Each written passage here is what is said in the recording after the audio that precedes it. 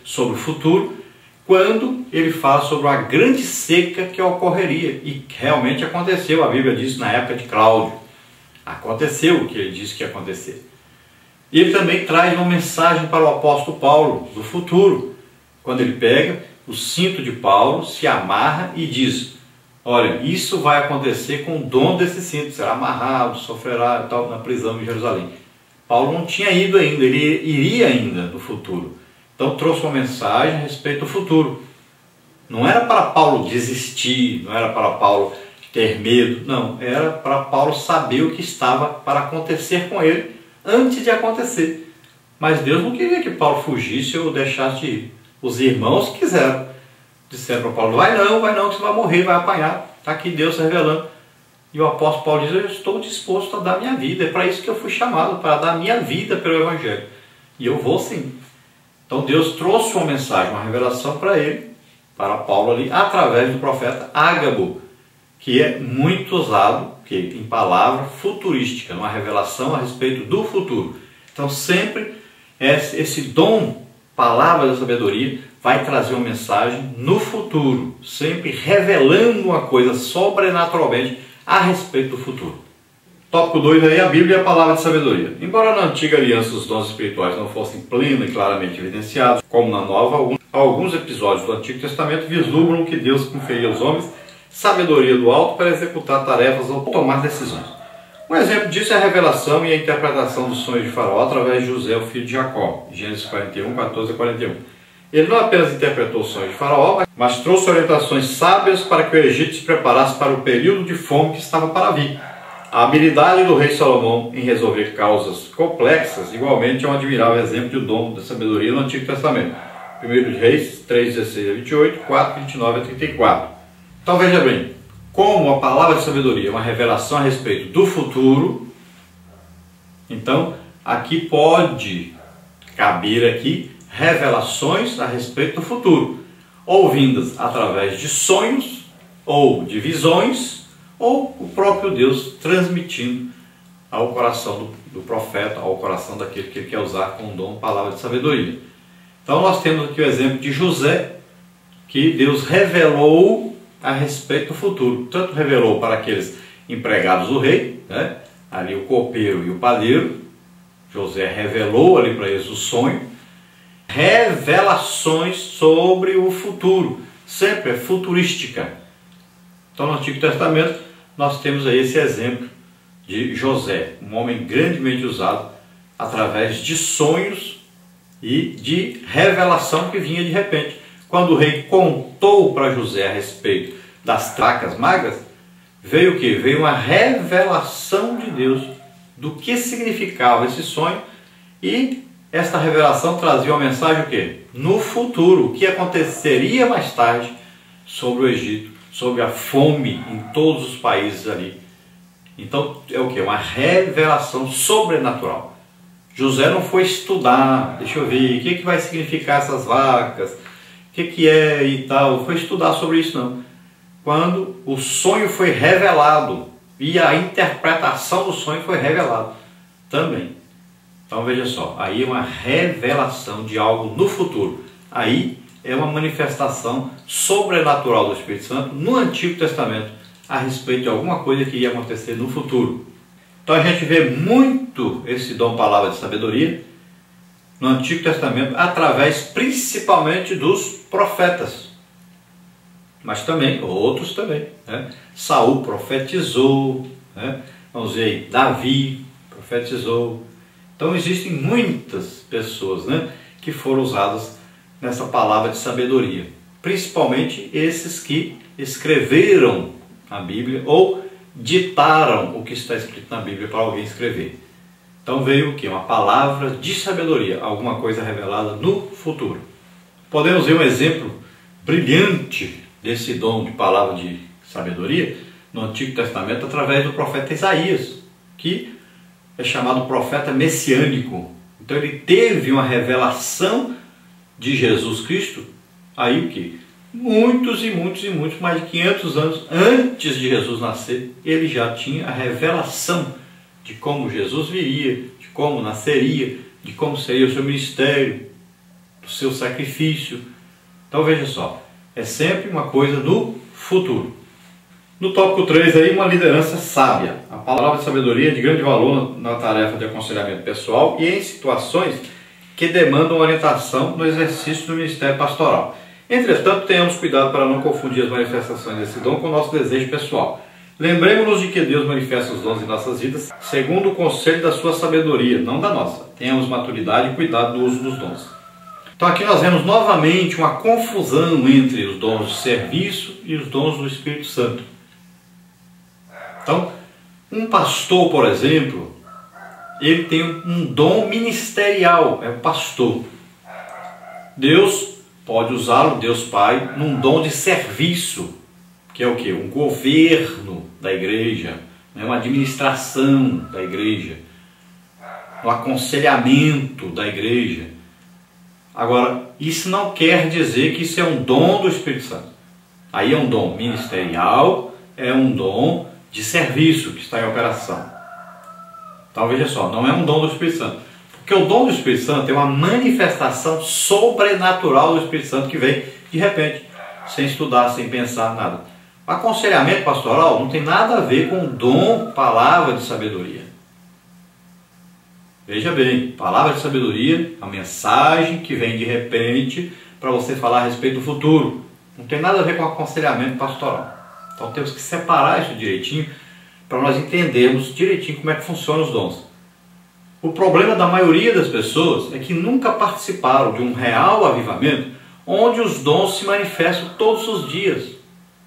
E aí não sabem sobre isso, não compreendem essas coisas.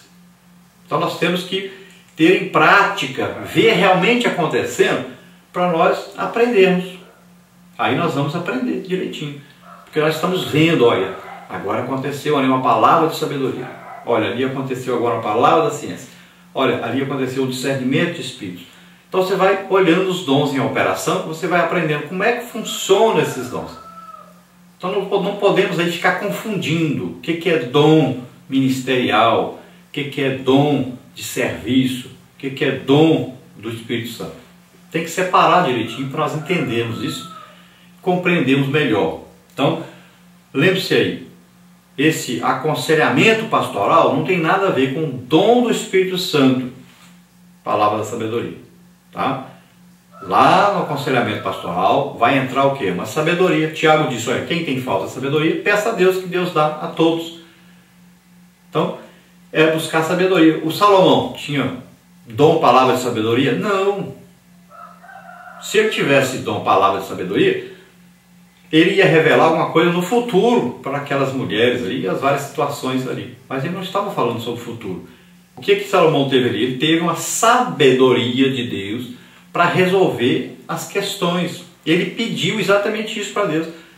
Eu, como rei, eu preciso de sabedoria para governar. Saber entrar, saber sair, saber aconselhar. Mas isso não tem nada a ver com palavra de sabedoria. Palavra de sabedoria é uma revelação a respeito do futuro, que vem de repente. Não tem nada a ver com o caso de Salomão. Salomão, Deus deu a ele uma inteligência superior, inteligência espiritual, para governar do jeito que ele pediu. E quando aquelas mulheres chegam com o filho ali, o que vai acontecer? Salomão vai procurar descobrir quem é a mãe verdadeira da criança. Se ele tivesse um dom, se manifestasse um dom do Espírito Santo dele naquela hora, ele já olhava para a mulher certa, para a mãe certa e dizia, ó, esta aqui é a mãe. Pronto, recebi a revelação de Deus, essa é a mãe, pronto, acabou. Mas não. Ele foi buscar na sabedoria que Deus havia lhe dado uma maneira de se descobrir quem era a criança. Não foi uma manifestação sobrenatural indicando quem era a criança certa. Essa é a diferença. Temos que entender o que é o dom do Espírito Santo e o que é a outra sabedoria que Deus nos dá para nós resolvermos as situações, aconselharmos as pessoas. Aí é outra coisa, não é uma manifestação dom, palavra de sabedoria. Então veja que deve haver uma grande responsabilidade daquele que tem um dom, palavra de sabedoria, para ele não trazer uma mensagem de sua própria cabeça, porque a mensagem deve ser diretamente de Deus. Então o que acontece muitas vezes é que às vezes a pessoa é usada por Deus do dom palavra da sabedoria, para falar alguma coisa no futuro, e acaba essa pessoa falando o que Deus não mandou falar. Depois não acontece o que ele falou e acaba então as pessoas tendo um descrédito pelas coisas de Deus, porque aquele que deveria ser honesto, de trazer só a mensagem realmente que Deus lhe deu, ele acaba trazendo a mensagem dele próprio, muitas vezes até do diabo ele pode trazer uma mensagem, e engana as pessoas e acaba falando mentiras que Deus não mandou falar. Então é uma grande responsabilidade para aquele que é usado na palavra de sabedoria, sempre trazer aquilo que Deus lhe traz. E somente isso, não acrescente mais, não imagine coisas, não fica dizendo para as pessoas coisas que Deus não mandou dizer, principalmente para ganhar dinheiro. Cuidado com isso. Vamos na parte 2 aí, palavra da ciência. Tópico 1, o que é? Tópico 2, sua função. Tópico 3, exemplos bíblicos da palavra da ciência. Tópico 1 diz: este dom muito se relaciona ao ensino das verdades da palavra de Deus, fruto do resultado da iluminação do Espírito, acerca das revelações dos mistérios de Deus, conforme aborda Stanley Orton em sua teologia sistemática que sempre ali. Este dom também se relaciona à capacidade sobrenatural concedida pelo Espírito Santo ao crente para este conhecer fatos e circunstâncias ocultas. Então vamos ver aí a diferença entre o dom palavra da sabedoria e o dom palavra da ciência ou conhecimento. Veja bem, palavra de sabedoria fala de alguma coisa a respeito do futuro, do que vai acontecer ainda. E a palavra então da ciência ou do conhecimento é uma coisa que está acontecendo no presente, está agora acontecendo e é revelado isso. Então é diferente da palavra de sabedoria. A palavra de sabedoria tem a ver com a onisciência de Deus. Deus conhece todas as coisas, Ele é todo sábio, Ele sabe tudo a respeito do futuro e Ele traz uma pequena revelação a respeito desse futuro, uma palavra de sabedoria. Já a palavra da ciência ou do conhecimento é uma revelação de Deus a respeito de alguma coisa que está ocorrendo e está oculta. Então, essa aí é uma palavra dentro da onipresença de Deus. Deus está presente em toda parte. Então, Ele revela aqui o que está acontecendo ali. Olha só a diferença, é muito grande. Vamos ver um exemplo para você entender facilmente isso aí. Olha lá. No Antigo Testamento nós vamos ver, por exemplo, Eliseu dizia ao rei de Israel que o rei da Síria estava preparando armadilhas para ele. E dizia onde era. Então, o rei da Síria, várias vezes ele montou uma armadilha, ele programou, ele projetou destruir os exércitos de Israel, matar o rei de Israel, montando armadilhas para o rei. Então, se ele sabia, por exemplo, o rei vai passar ali perto de Jericó. Eu vou armar ali uma armadilha, quando ele passar ali nós vamos matá-lo. E ele ia então para lá, para matar o rei. Quando chegava lá, os seus exércitos estavam ali, para matar o rei não passava por ali. Eu vou montar uma armadilha em Belém. Eu fiquei sabendo que o rei vai passar aí com seus exércitos no lugar ali que dá para a gente fazer uma emboscada e vamos matá-lo ali.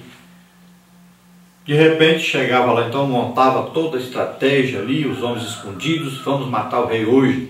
E o rei não aparecia e nada. Então o que ocorreu? O rei da Síria disse, não é possível, tem um traidor no meio de nós. Tudo que eu falo aqui que vamos fazer, nós programamos aqui e vamos montar armadilha. E chega lá, o rei de Israel não aparece, então alguém está contando para ele. Tem um traidor no meio de nós aqui. Aí alguém lá diz assim, não rei, não é isso não, nem ninguém aqui que está te traindo não. É porque até o que o senhor diz no seu quarto aqui, o profeta Eliseu lá sabe tudinho e diz para o rei de Israel. Então é uma revelação de Deus. Deus revelava que o rei da Síria estava montando uma armadilha para o rei de Israel. E Eliseu então ia lá e contava para o rei, ou mandava um recado para o rei dizendo, não passe para o lugar tal porque o rei da Síria está montando uma armadilha para você lá. Então olha só, uma palavra de conhecimento. Por quê? Eliseu estava lá em Israel, não estava na Síria.